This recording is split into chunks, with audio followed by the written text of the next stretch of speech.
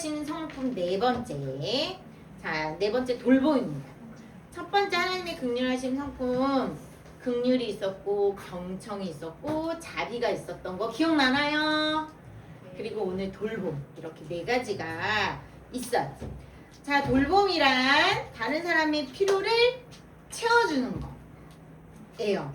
그리고 돌봄은 그냥 우리가 눈에 보이는 것을 돌봐주는 것도 맞아요. 눈에 보이는 어떤 필요를 채워주는 것도 맞아요. 그런데 오늘 이 말씀 속에 우리가 배우는 거는 눈에 보이는 것만 채워주는 게 아니라, 첫째, 먼저는 우리가 교회잖아요. 그죠? 예수님을 믿음으로 모였죠? 예수님을 믿는 그 말씀, 영적으로 도움이 필요한 것을 먼저 도와주고 필요를 채워주는 것이 필요해요. 영적인 도움이 필요해요. 그 다음에 마음에 따뜻한, 우리가 경청이 있었고 긍휼이 있었고 공감도 있었던 거 기억나요? 공감. 그리고 지지, 이런 거 배웠죠? 우리가 정서적으로도 공감해주고 지지해주고 이해해주고 긍휼히 여기고 자비롭게 여기는 정서적인 도움. 그래 끄떡끄떡 우리 했던 거 기억나요? 네, 그런 정서적인 도움. 그리고 눈에 보이는 거는 뭐죠? 눈에 보이는 도움. 물론 이렇게 어떤 힘이 약해서 하늘이가 무언가를 하려는데 힘이 약해서 안 돼. 그럴 때 당연히 도와줄 수 있죠. 누나들이나 형아들이 도와줄 수 있죠. 근데 그런 거 말고 어떤 필요에 의해서 어떤 정말 물질적인 도움, 이런 것이 필요할 수 있어요. 그쵸? 그럴 때 도와주는 거, 그거 바로 물질적인 도움. 이렇게 돌봄이란 영적인 도움과 정서적인 도움과 물질적인 도움, 이렇게 특별히 세 가지로 나눌 수 있대요. 물론 이거 말고도 더 도움이 될 수 있는 건 많아요. 그런데 왜 우리가 돌봄을 배우냐? 이 돌봄이라는 하나님의 성품을 통해 우리가 교회를 세워가기 때문이에요. 돌봄이 없으면 교회가 세워가지지 않아요. 돌봄이 없으면 예수님을 믿으려고 왔어, 어떤 사람이. 근데 그 사람에겐 영적인 돌봄도 필요하고, 어디 세상에서 너무 많은 상처를 받고 왔다면 정서적인 돌봄도 필요하고, 또 그 사람이 가난하다면 물질적으로 도움이 필요한 상황이라면 물질적 도움도 필요한데 우리가 다 모른 척해요. 도와주지 않아요. 자, 그러면 그 사람이 교회 안에서 예수님을 잘 믿고 성장할 수 있을까요? 없을까요? 없어요. 그래서 교회 안에는 돌봄이 꼭 필요해요. 그리고 하나님께서 먼저 예수님 믿는 우리를, 하나님의 자녀인 우리를 돌보지 않으신 적이 없어요. 하나님이 먼저 우리를 돌보고 계세요. 자, 여러분은 돌봄을 받고 있나요?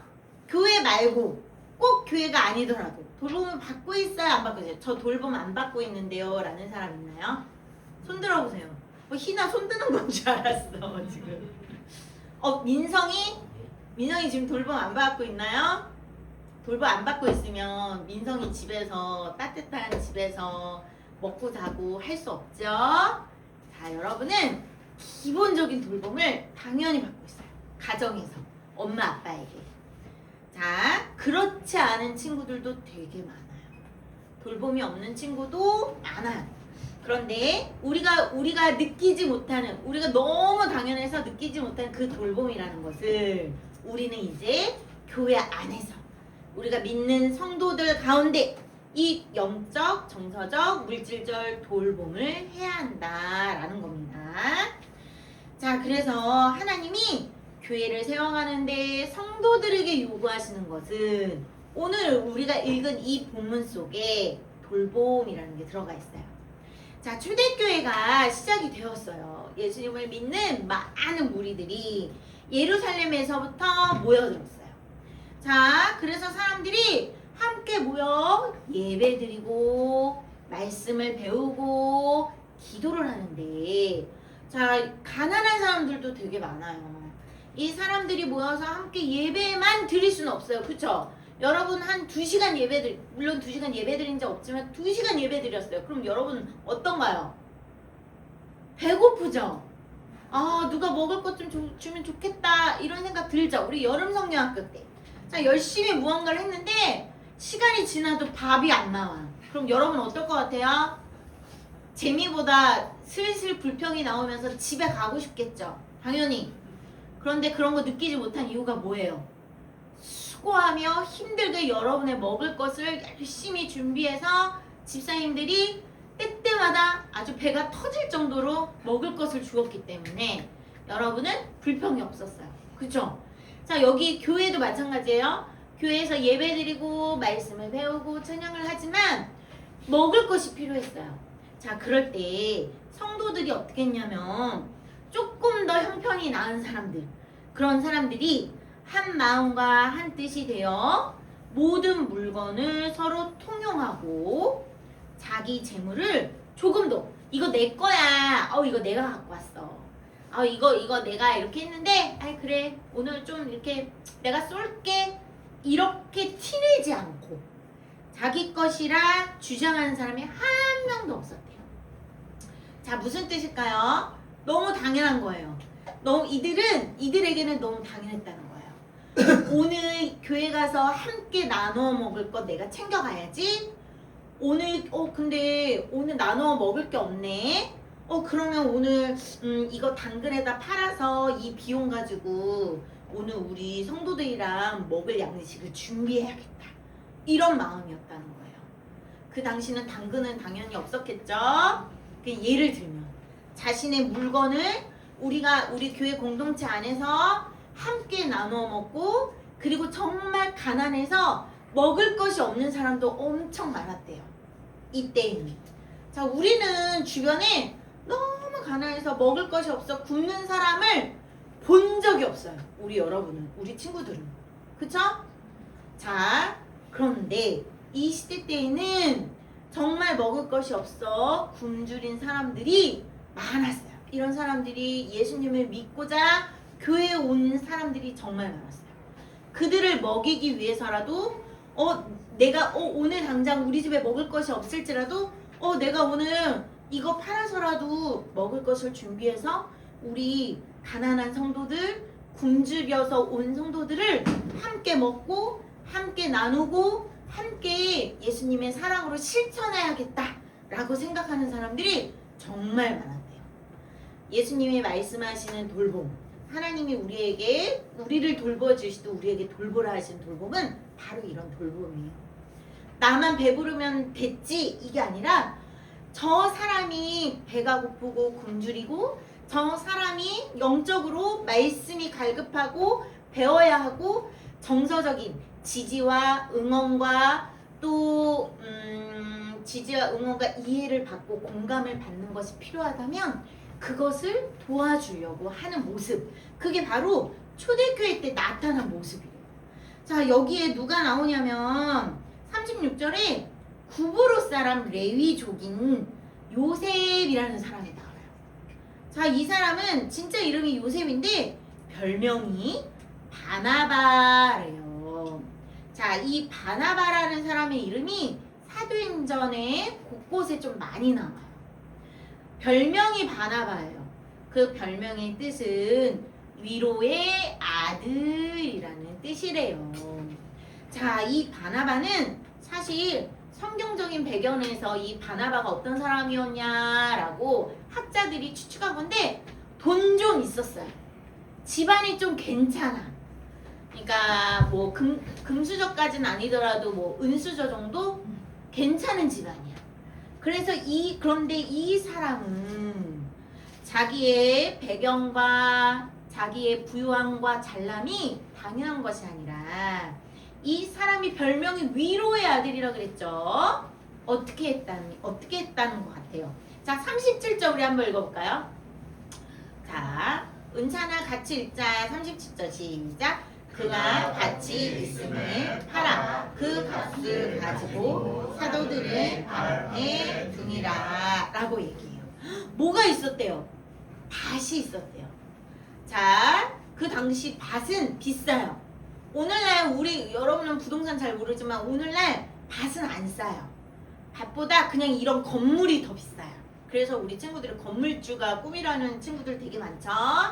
그런데 이 시대 때는 밭이 비쌌어요. 밭이 건물값 정도 했어요. 자, 그것을 팔아서 뭘 했대요? 그 값을 가지고 사도들 발 앞에 두었다는 것은 사도들한테 줬다는 게 아니에요. 사도들, 이게 성도들이 다 자기의 물건을 팔아 사도들에게 준 것은 사도들이 공평하게 가난한 사람, 굶주린 사람, 그런 사람들에게 그 필요에 따라 쓸 것을 공평하게 나누어 주기 위해 사도들 발 앞에 놨다라는 뜻이에요. 자, 이 바나바는 그래서 자신의 그런 건물값 같은 것도 기꺼이 팔아서 무엇을 했다고요?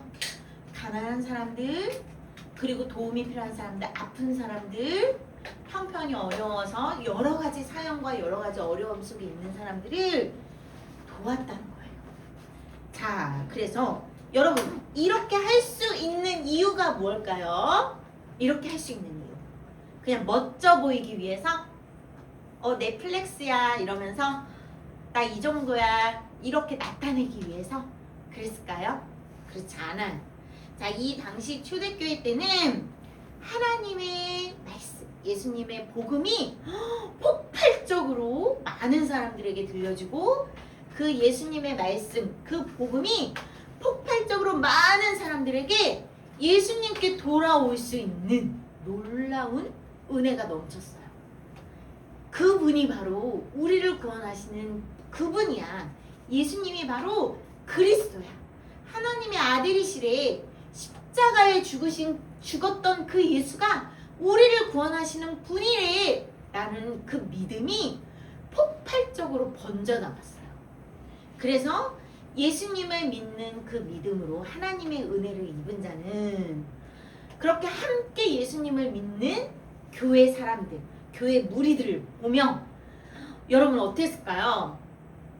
여러분은 아직 모르겠지만 나중에 어른이 돼서 결혼할 사람을 만나면 하트가 뿅뿅뿅뿅, 혹은 엄마 아빠가 아이들을 보면 하트가 뿅뿅뿅뿅, 물론 지금은 하트가 좀 찌그러졌지만 하늘이보다 더 어릴 때, 아가들일 때는 하트가 뿅뿅뿅뿅뿅 나와요.